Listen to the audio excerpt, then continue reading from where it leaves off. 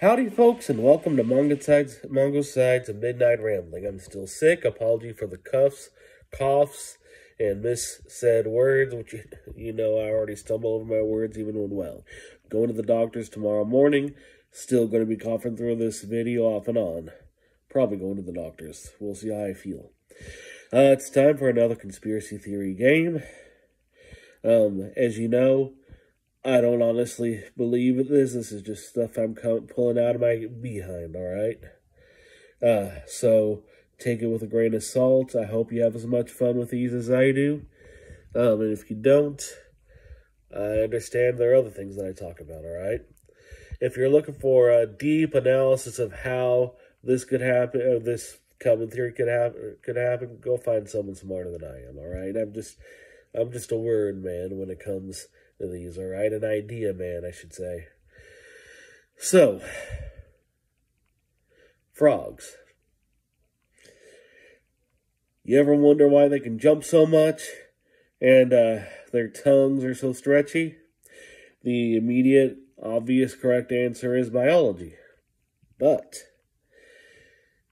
don't you think it's just a little too engineered? Genetically engineered, maybe? And I'm not saying necessarily that they're the products of modern genetic engineering.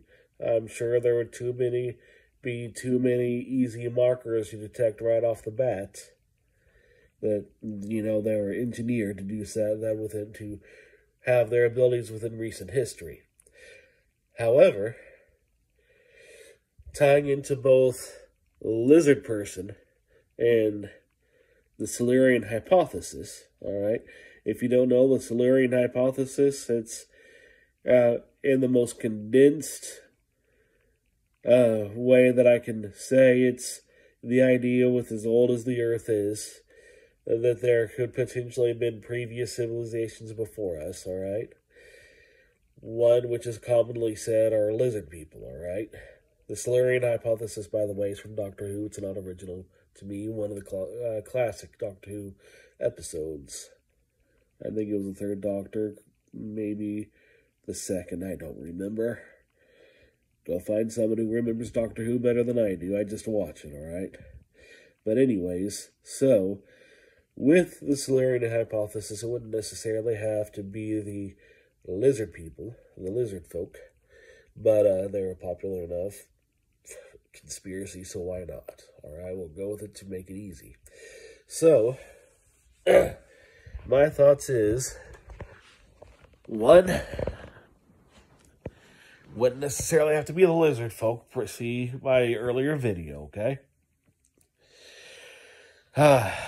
Or it wouldn't necessarily just have to be one lizard folk. Maybe several civilizations occurred or overlapped, alright? Kind of like humans and Neanderthals and the other homo whatevers that humans that existed, alright?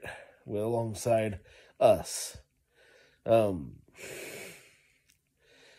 even if they were just the lizard folk or one of whoever it was, I'm sure at some point in their history they weren't a unified front, okay?